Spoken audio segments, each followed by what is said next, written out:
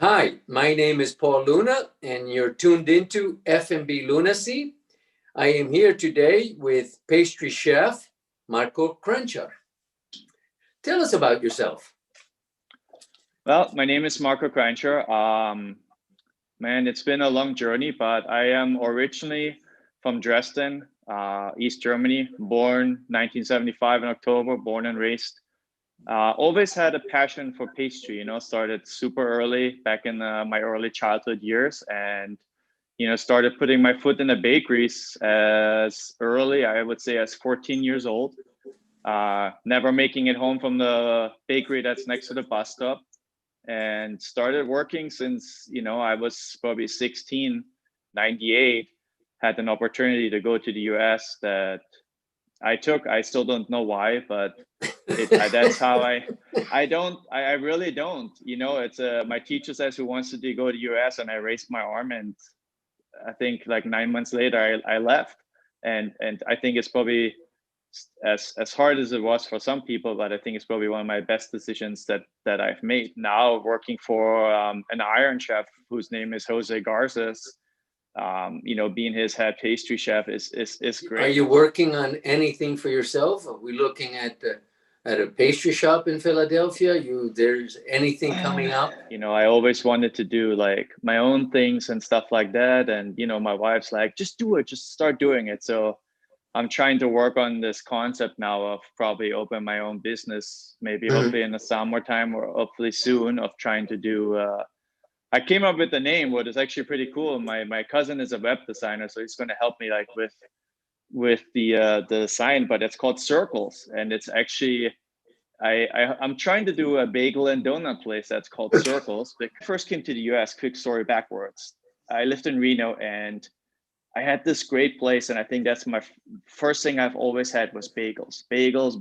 I used to go there on Saturdays or Sundays, get my bagels, get my coffee, go home. But that's like the thing. And even now, like I eat bagels. I have to find a great bagel place wherever I'm at. Like, so now I'm in the process, and I think that's, starting to work on this, trying to get the concept together and trying to do things of, I call it Circles because, bagels, and I'll probably throw donuts in it because, again, that's one of these things you just eat. And we miss one of these places, I think, in the area where I'm currently at, probably not in Philadelphia. I live outside of Philadelphia, but I'm trying to work on a bagel and donut place, hopefully maybe called Circles. That's right now what my first name was that I came up with.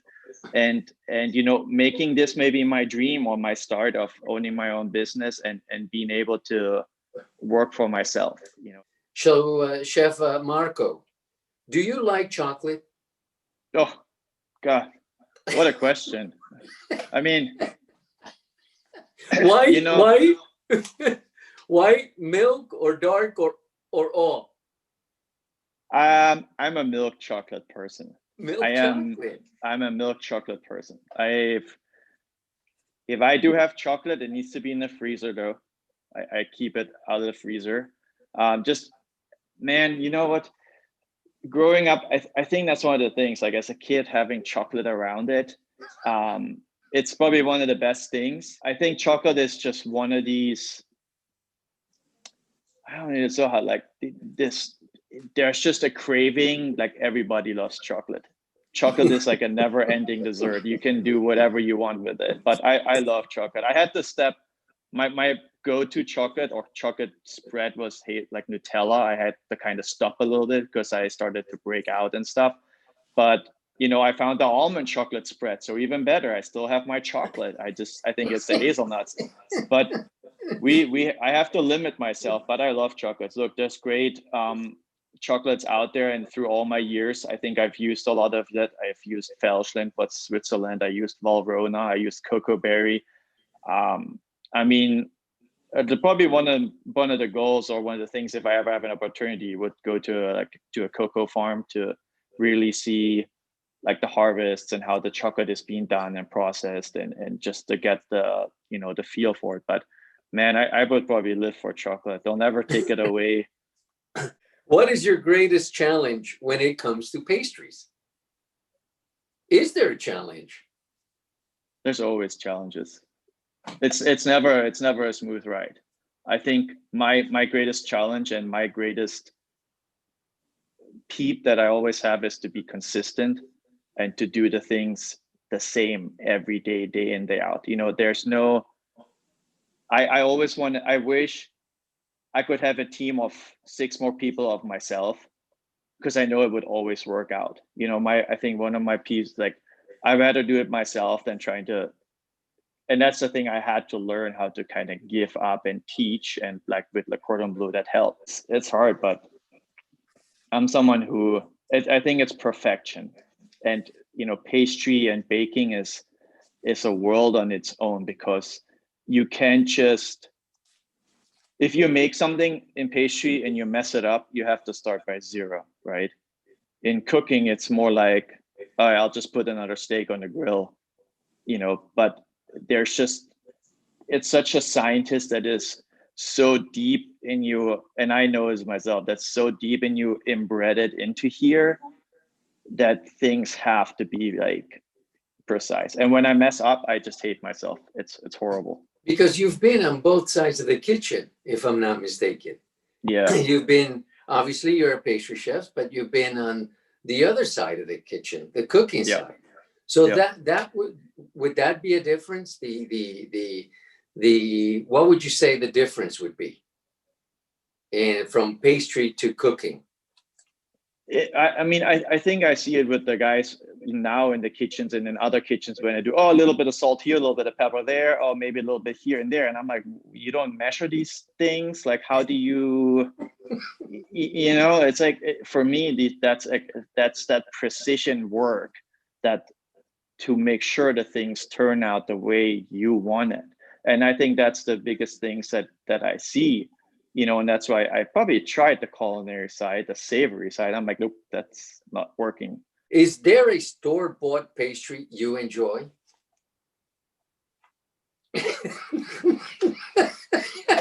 Goodness Lord, you're really like, a store-bought pastry that I enjoy?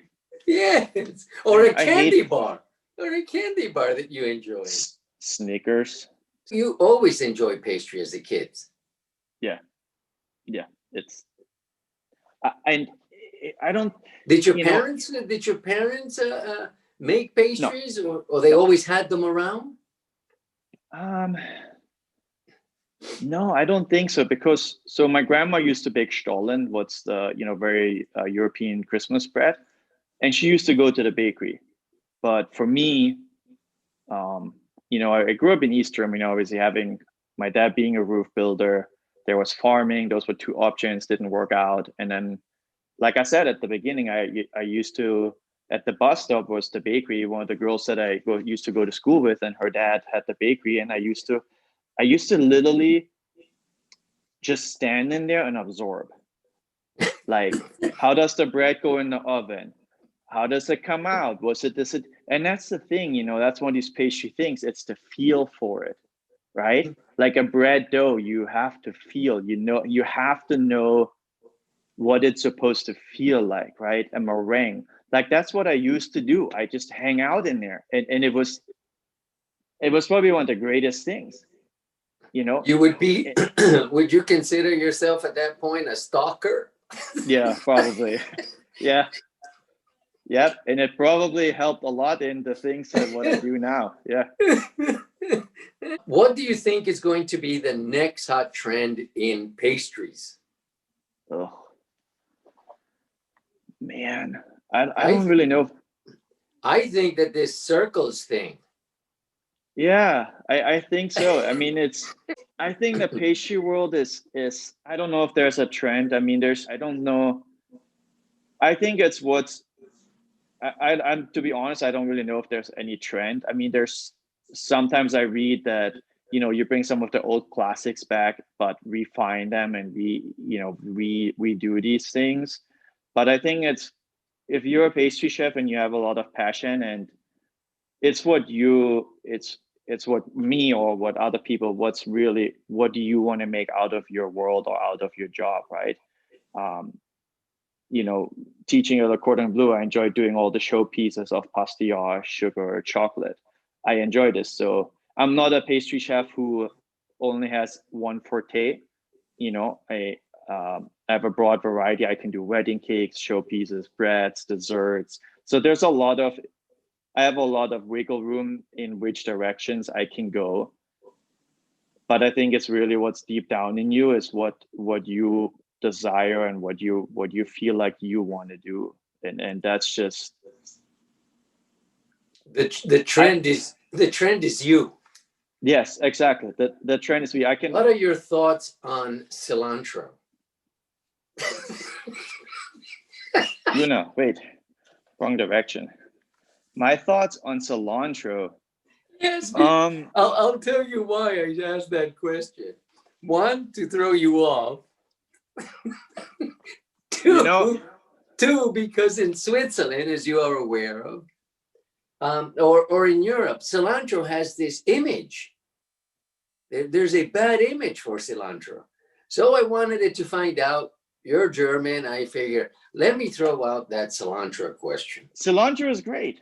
It goes like in guacamole. It goes in salsas. Look, my wife is from Latin America. It goes in it. Now, when the chefs tell me go in the fridge and find cilantro, if it's not labeled, good luck. Because everything that's green looks the same to me almost, right? But I don't know why it would have a bad image. I mean, I think it's a great herb that goes well with a lot of dishes. You recommend cilantro? I recommend. Look, I'm someone who starts using like a savory component in like dessert dishes, right? You can infuse your strawberries with cilantro. There's mango and cilantro. Like there's a lot of things that gives you that different hint and that gives you that different extra little, touch, like tarragon, like rosemary, like, yeah, just tell the Swiss people to stop it. Do you have any pastry secrets that you can share with a home cook? Yeah, you need to have patience. When you do pastry. Yes. Pastry is not a thing that you just throw together. That's not how it works. You need to have lots of patience. If you don't have patience for pastry, don't try it. Like it goes from the ingredients to the measuring. Like it's such a fine detailed. It's like it's literally an artwork, right? There is.